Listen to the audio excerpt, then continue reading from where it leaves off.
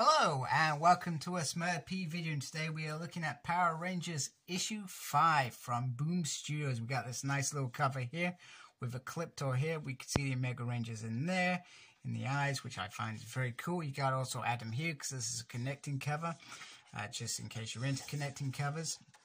And this is written by Ryan. Francesco is on the illustrations. Rao, assisted by Jose, is on the colors, and the letters are done by Ed. So the story begins with two lonely rangers sneaking into a dark town, which we've seen on In Space and Lost Galaxy.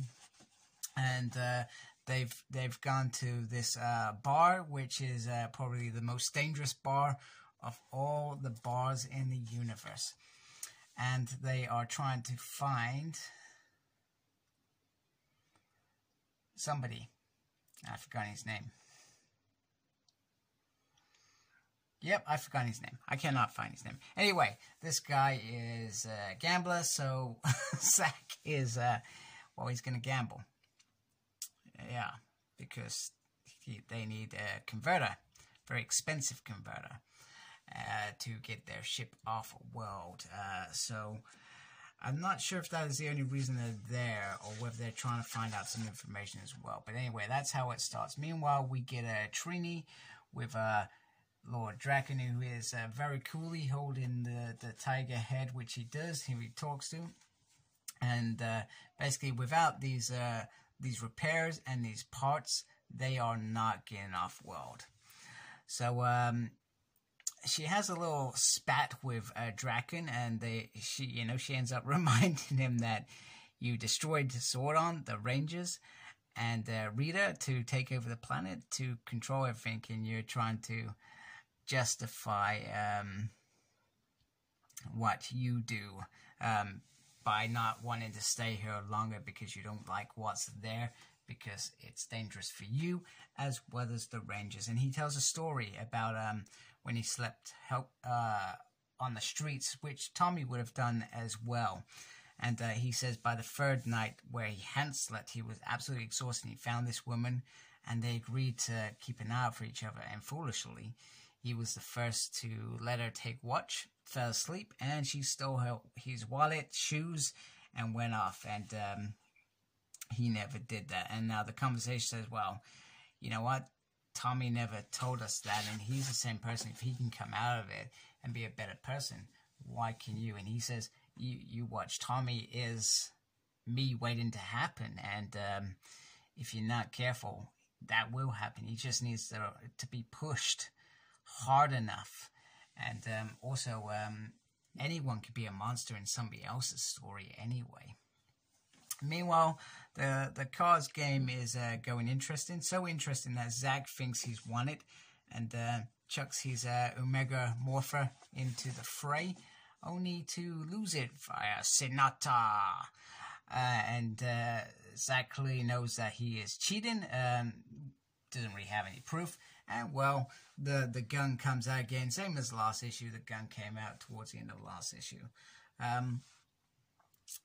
To, say, you don't call me a cheater, etc. Anyway, the Princess of Darkness Astronomer. This is fantastic.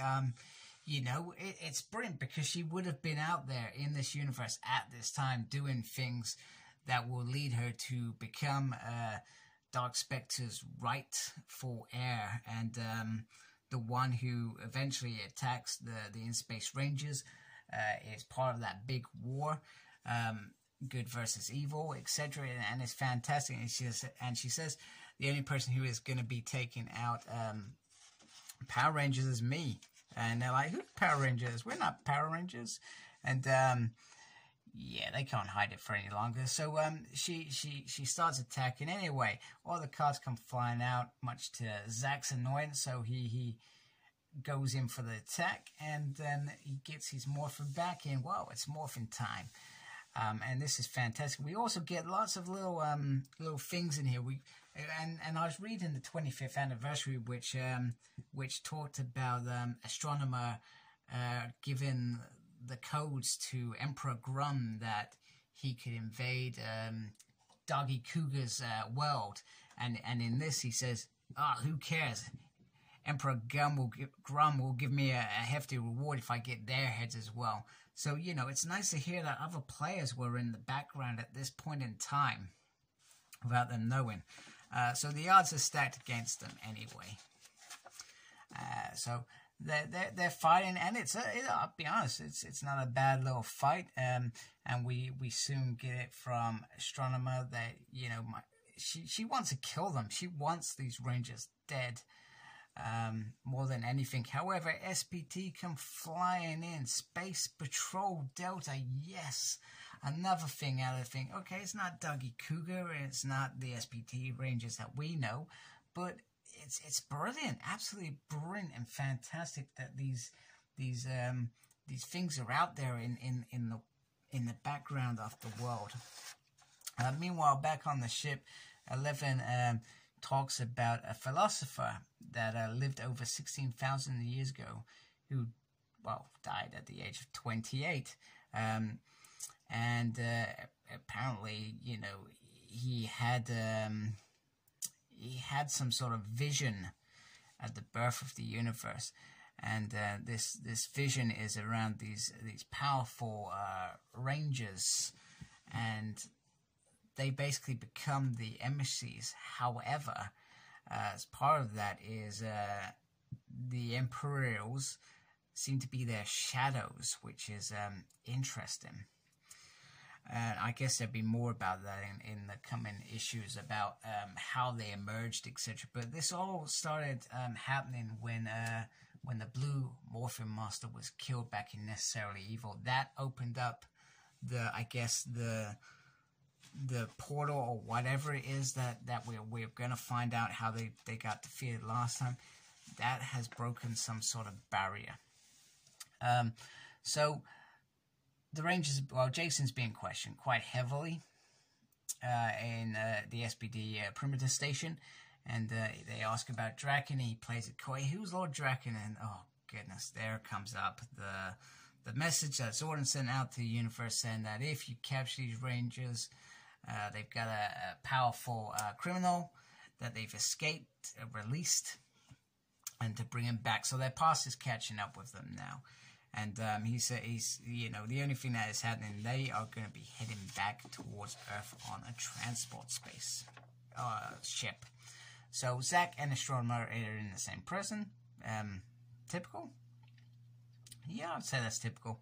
Why not? Why not put them in the same thing? They won't just try to kill each other. It's all right. And she says that basically the Power Rangers murdered her entire family. So this story that Dark Spectre, Dark Akonda has, and I can't see Ecliptor doing this. I don't think Ecliptor would have supported. I don't think he would have led her down the garden path, but certainly Dark Akonda and Dark Spectre would have.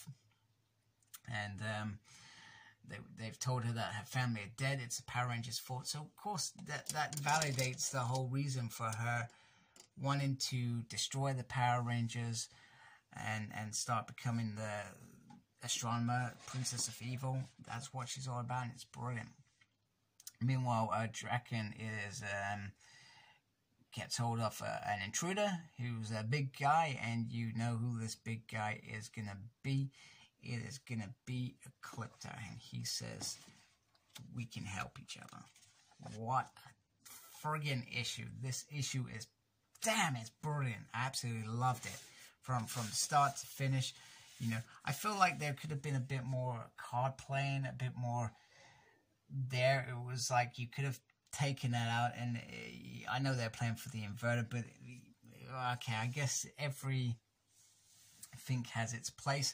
There's lots of nice references in here. SBT, Grum, I love those things, and just see Astronomer in this issue and Ecliptor as well has just made my day, because these villains were out there in the background. What were they doing?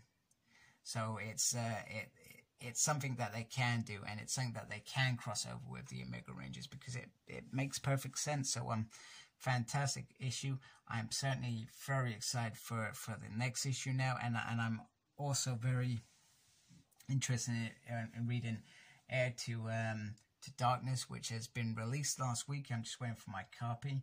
I'm very excited for that, because I believe that has some astronomer story line in there as well. So brilliant stuff. Power Rangers is not once again, it's finally grown on me. I don't think up until now I've actually really been that bothered by it, but now I'm bothered. Now I'm enjoying it. So thank you for watching. Please like, comment and subscribe to my channel. Follow me on Instagram, CyclopsSmurd. I'm on Twitter @SmurdP. No idea what I'm doing there. I'm also got a page on Facebook, SmurdP. And embrace the geekiness. Thank you for watching. Take care. Goodbye.